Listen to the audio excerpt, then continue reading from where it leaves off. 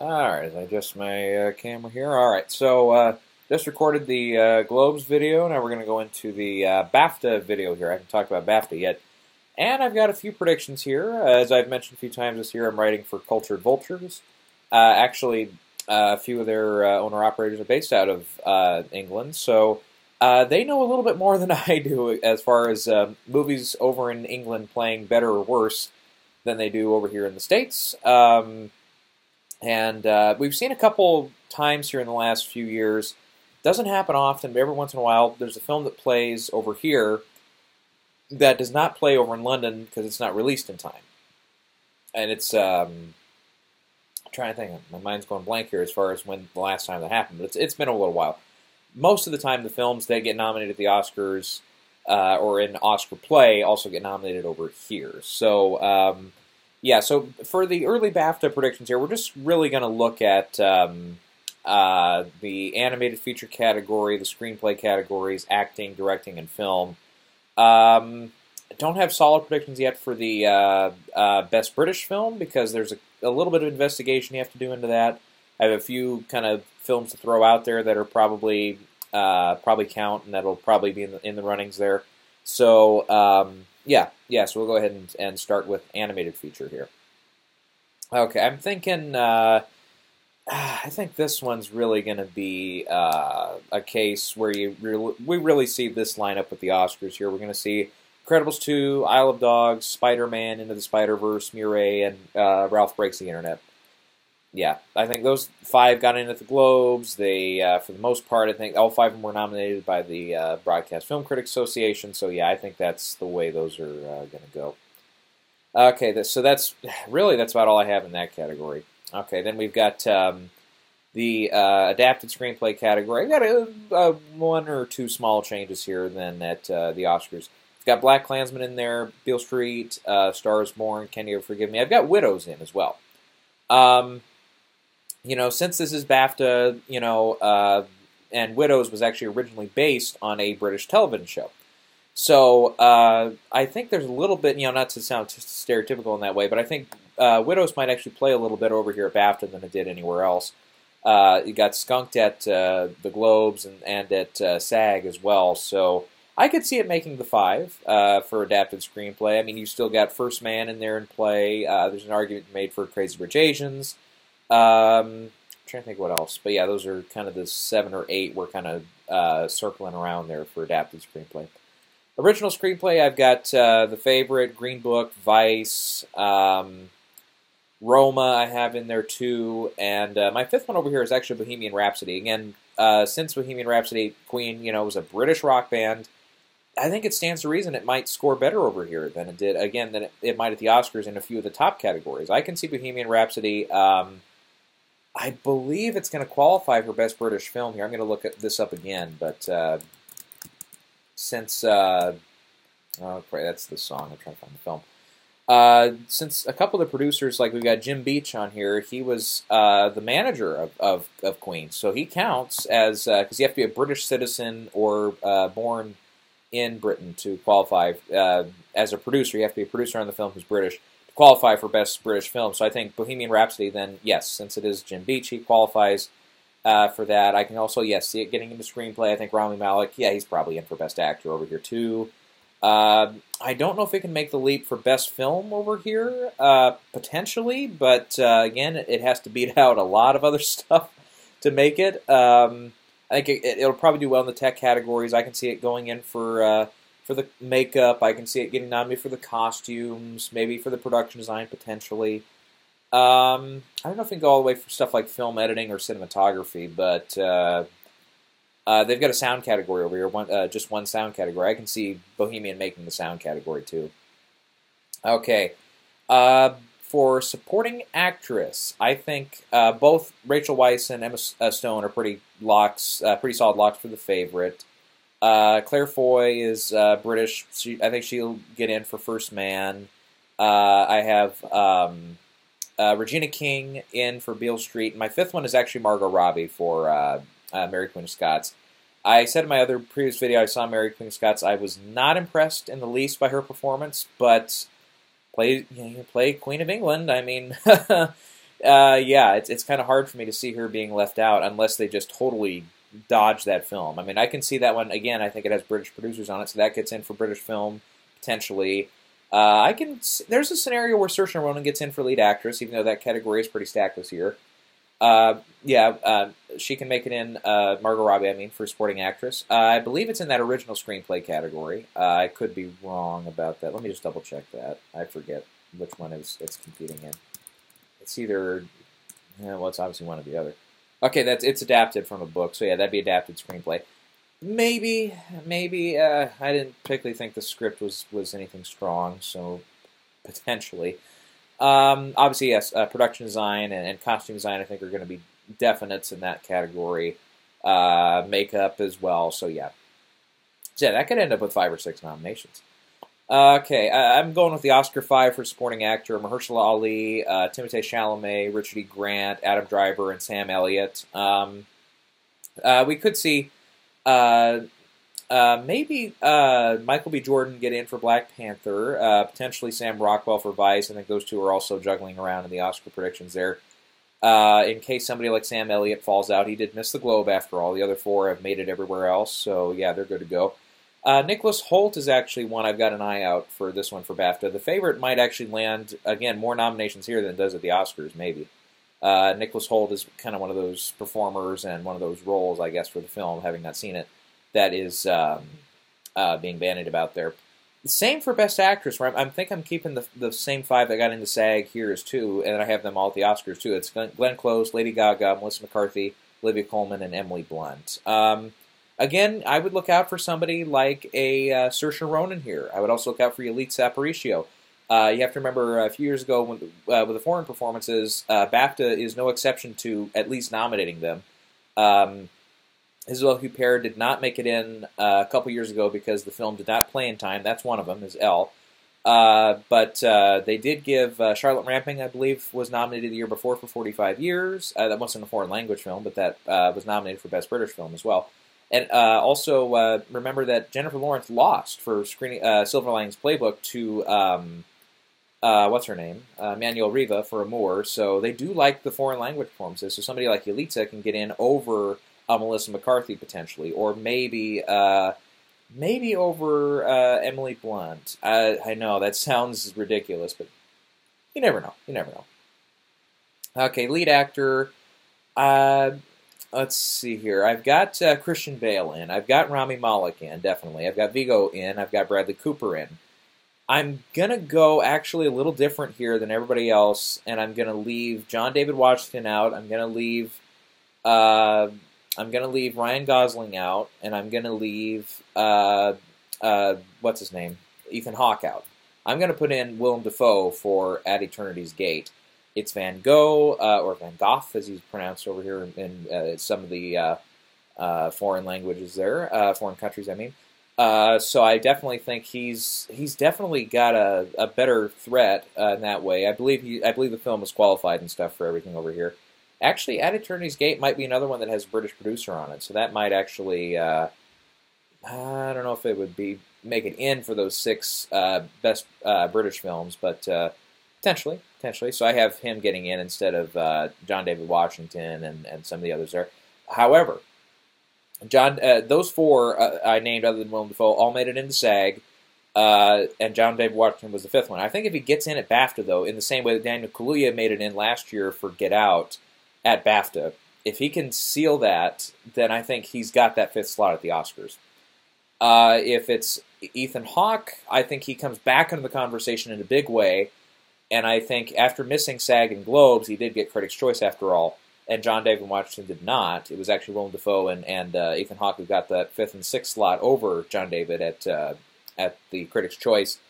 This race becomes even more interesting at that rate. If it's Ryan Gosling for whatever reason, then it becomes even more interesting. But yeah, we'll see. Director, I've got Bradley Cooper in there. I've got Alfonso Cuarón for Roma. I've got Yorgos Lanthimos for The Favorite. I've got Spike Lee in there for BlacKkKlansman as well. I've not decided 100% certain what to do with that 5th slot, because, Mary Poppins, pretty popular British icon. I think Rob Marshall actually has a shot to get in here. I believe, and Mary Poppins, like I said, it's playing pretty well. Obviously, here in the States, it's doing pretty well. I think it's just over 100 million now. I think it's over in Britain. It opened a little earlier. I believe it's doing very well, equivalent to. I didn't check the numbers recently. I think it's probably close to the 25 million equivalent mark in dollars versus pound sterling and all that. So I think it's doing very well for the British audiences here as well. So I actually have Rob Marshall in that fifth slot. I have him in over Adam McKay for Vice. I have him in over Peter Farrelly for Green Book, who is also a potential nominee there, and also Barry Jenkins for Beale Street. I think those 8 directors are the ones that's going to come down to here at BAFTA, unless we have a total surprise like last year, or was last year or 2 years ago that Daniel Blake was a big player over here. But that one was, we didn't really see that coming. So unless we see something like that, British independent film or something really come in strong, and actually the British Independent Awards this year went in big for The Favorite. They loved The Favorite. I think they gave it like 9 or 10 wins or something. So, yeah. So I think Yorgos is, I would be surprised if he missed. They love that movie over here. So, but I think, if it's not going to be Rob Marshall, I think Peter Farrelly's the next in line, though, I think, for Green Book. Okay, then Best Film. Remember, there's only 5 slots here. So you've got, I think, Star is Born, The Favorite, Green Book, and Roma, I think, are the ones that are... I don't really see a scenario where they miss, unless Green Book totally misses, and Vigo misses, and Mahershala Ali misses, and it misses for Screenplay, and they just ignore it. It is, it's an American-based movie, but then again, a lot of American-based movies have won. Like BAFTA, over here, BAFTA last year, actually, 3 Billboards won big over here. Won British Film and won Best Film Overall. It won for 2 of the acting categories. It won for Screenplay. They loved it.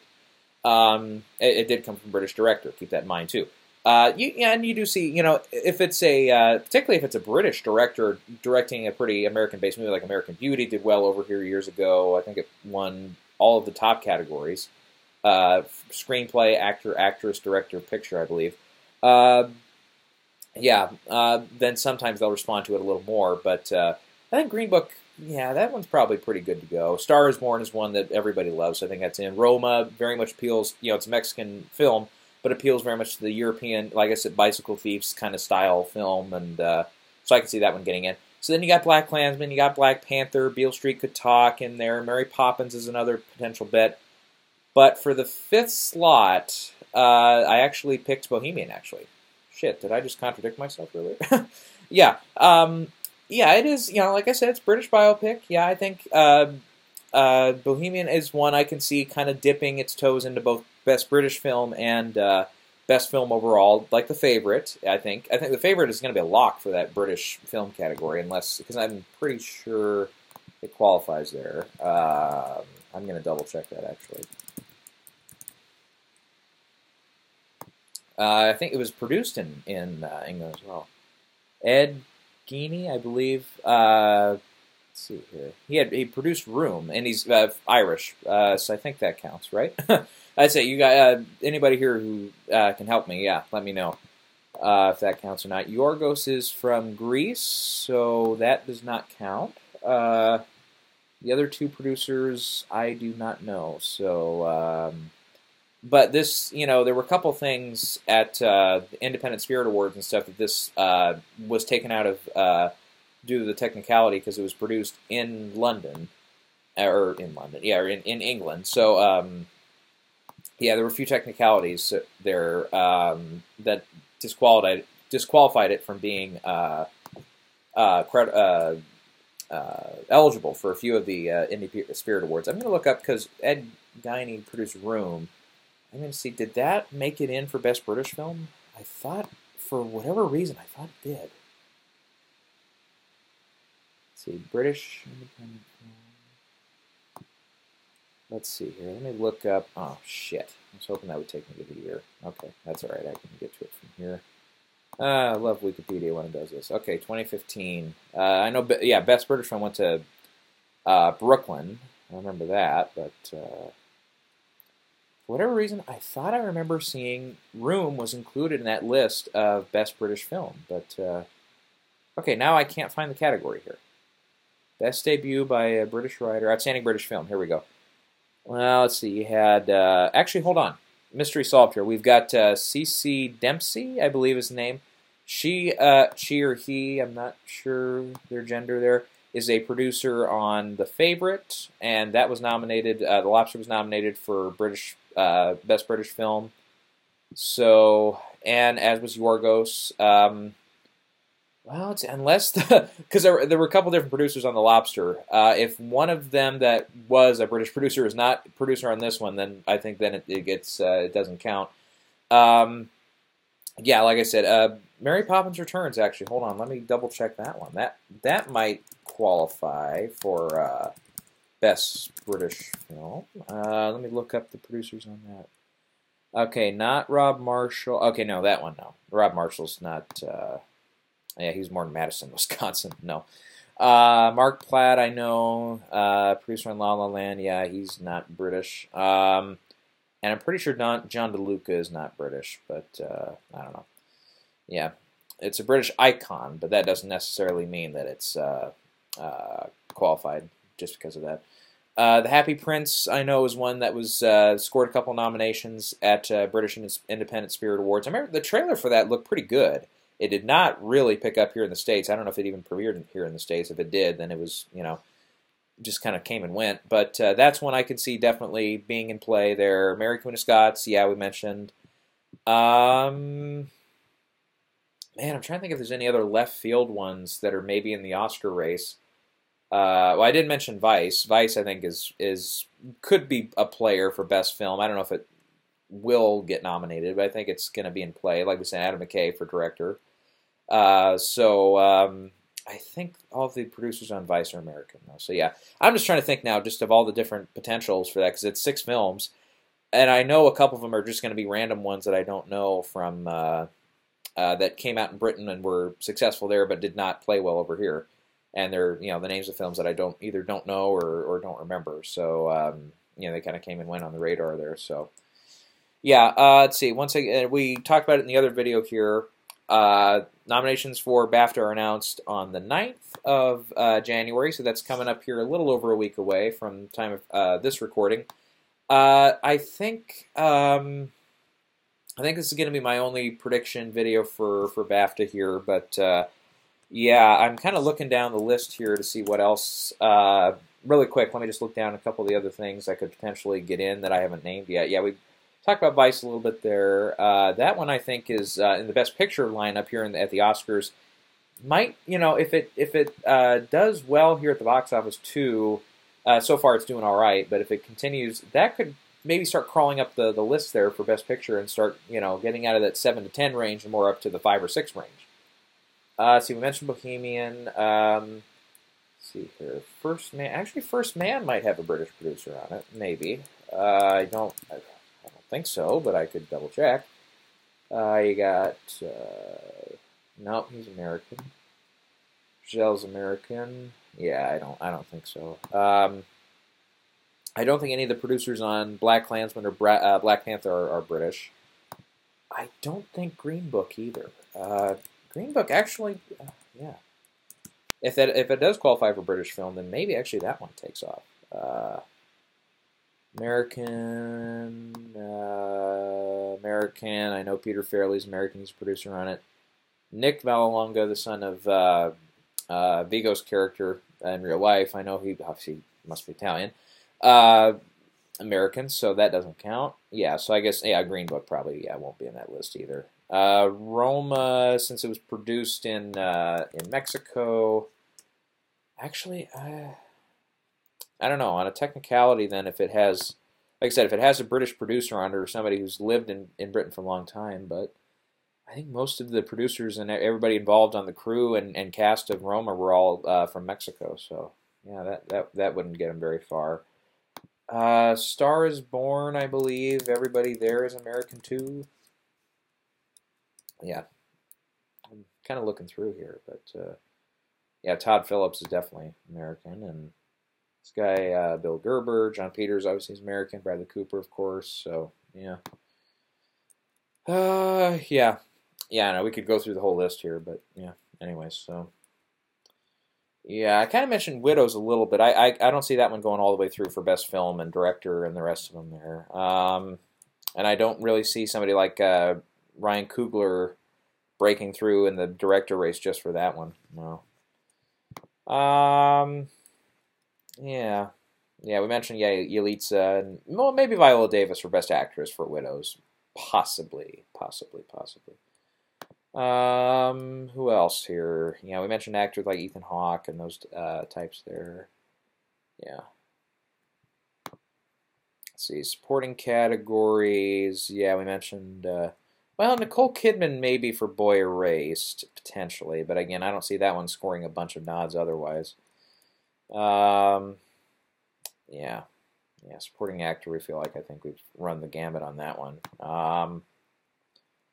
Yeah, yeah, that's kind of all I got for now. Yeah, like I said, the tech categories, those are always kind of mysterious ones. You know, I try to tend for, for what's going to get nominated at BAFTA. It's pretty much just take the list of Oscar nominees and maybe take maybe one or two out and fill in something else. So yeah. Anyway, so that's pretty much all I got for that one. Just a quickie here, but yeah, it's we'll see where BAFTA lands on a couple of things. They might help solidify a couple of the races. Definitely, we'll be very interested to see what happens with supporting actress, because if Beale Street really doesn't play over here and Regina King misses again, then she's got the scenario. Then she's in the Sylvester Stallone boat, because Stallone won the Globe and won Critics' Choice, missed out at SAG, missed out at BAFTA, and it ended up missing out for the Oscar win too. And I believe, what's her name? Lauren Bacall for Mirror Has Two Faces, or whatever that one was. Kind of a similar situation there, where she was nominated a few places for that film, as I recall, but ended up losing the Oscar, even though, I tried to type in the wrong name here. As I recall, she missed out on a couple places here. Like, she won the Globe, she was nominated at BAFTA, and she won SAG. Huh, okay. I'm remembering this a little differently now. Missed out at Critics' Choice, I guess, but yeah. Anyways, yeah. So, yeah. So that kind of similar role there, I guess, but yeah. Anyway, so yeah, we're gonna see if So Regina, maybe this could be the kind of live or die moment there. So yeah, I did leave out, and by the way, I did leave out Amy Adams too, though, on that list for what I have here predicted. So, but yeah, I think easily if Amy misses the BAFTA nomination, I don't think that screws her chances at the Oscars. I don't see Margot Robbie all of a sudden getting in over her. I would worry more about somebody like Claire Foy missing, or she's kind of the only link there left. I mean, because Vice is playing seemingly pretty well with the Oscar crowds and stuff. It's most nominated film at the Globes, a couple of big nominations at SAG, did pretty well with Critics' Choice. So I see Amy getting in no matter what. The two from The Favorite are getting in for sure. Regina at this point, that would be the biggest. That would be on the level of like Lego Movie not getting in, kind of level of snubs if that does not make it. So. Yeah, I think she's pretty locked in. So then it's really that fifth slot of it. Is it Claire Foy? Is it potentially Margot Robbie? Is it maybe Nicole Kidman all of a sudden comes in if she capitalizes on the BAFTA nod, if she gets in? Yeah, so I think it's that fifth slot is going to be a little difficult, but we'll see. We'll see where BAFTA goes from there. They might help us or they might hurt us in that way. Okay, all right, that's all I got for BAFTA here, and yep. So again, January 9th, we will figure out where BAFTA goes.